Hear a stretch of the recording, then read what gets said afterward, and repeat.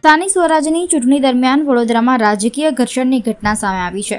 Ward number 11ના Congress ઉમેદવાર કનુભાઈ પ્રજાપતિ પોતાનું ઉમેદવારી ફોર્મ પરત ખેંચવા માટે અકોટા મામલતદાર કચેરીએ પહોંચ્યા હતા। આ દરમિયાન કોંગ્રેસના કાર્યકરોમાં ભારે રોષ ફાટી નીકળ્યો હતો અને સ્થળ પર હોબાળો મચી ગયો હતો। પરિસ્થિતિને કાબૂમાં લેવા માટે મોટી સંખ્યામાં પોલીસ બંદોબસ્ત ગોઠવવામાં આવ્યો હતો। માહિતી મુજબ કનુભાઈ પ્રજાપતિએ અંતે પોતાનું ફોર્મ પરત ખેંચ્યું હતું। ત્યારબાદ તેમના સાથીદારો તેમને સ્થળ પરથી લઈ જવા માટે રવાના થયા હતા। આ વચ્ચે કોંગ્રેસના કાર્યકરો તેમજ અન્ય વોર્ડના ઉમેદવારો દ્વારા કનુભાઈને ઘેરી લેવામાં આવ્યા હતા।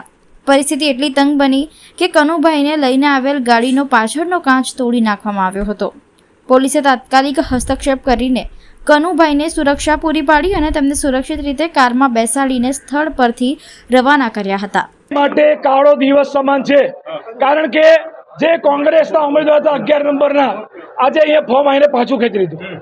રાતોરાત ગઈકાલે રાતથી સાંજથી અમારા સંપર્કમાં હતા અને જે બીજેપીના નેતાઓ એમના ઘરે પણ ગયા હતા એ વાત જાતે કનુભાઈ અમને કીધેલી કે એક પોલીસવાળા ભાઈ જેની સરનેમ પ્રજાપતિ હતી અને એક કોઈ આગેવાન એમના ઘરે જઈને એમને ધાક ધમકી કે લોભ લાલચ આપી, ત્યારે અમારા બીજા ઉમેદવારના ઘરે જઈને અમારી સાથે ટેલિફોનિક વાતચીત કરી એટલે ગભરાઈ ગયા અને કોર્પોરેશનના અધિકારીને લઈને આવ્યા છે।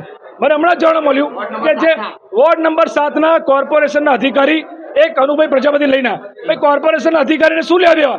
અરે ભાજપના નેતાઓને આટલી બીક લાગે છે ચૂંટણી હારવાની તો બંધ કરો ને ભાઈ, શું કામ તાઇફા કરો? સત્તાનો દુરુપયોગ છે, કાળો દિવસ છે અને જે વડોદરાની પ્રજાએ મન બનાવ્યું છે પરિવર્તનનું, એનાથી ભાજપ એમની ભૂંડી હારને ભાડી ગઈ છે।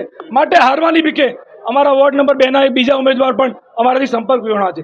ગઈકાલે લગભગ 10 થી 12 ઉમેદવારોને રાત્રે આ લોકોએ પોલીસના માધ્યમથી, આઈબીના માધ્યમથી, કેટલાક અસામાજિક તત્વોના માધ્યમથી અમારા ઉમેદવારોને દબાણ કરવામાં આવે, એમને ધાક ધમકી આપવામાં આવે, ચોખ્ખું કહેવામાં આવે કે તમે કાલે ફોર્મ વિડ્રો કરી લો। આ લોકશાહી છે, એટલે તમારે સામ દામ દંડ ભેદ અને સત્તાનો દુરુપયોગ કરીને તમારે આવી રીતે સત્તામાં આવું છે તો કોઈ મતલબ નથી। જ્યારે વડોદરાની પ્રજાએ મન બનાવ્યું છે કે ભાજપને હરાવવાની છે, ત્યારે હારવાની બીકે ભાજપના નેતાઓ આ ધંધા કરી રહ્યા છે, જેને સખત અમે વખોડીએ છીએ। પરંતુ કોંગ્રેસ પાર્ટી ગભરાતી નથી અને પ્રજા અમારી સાથે છે।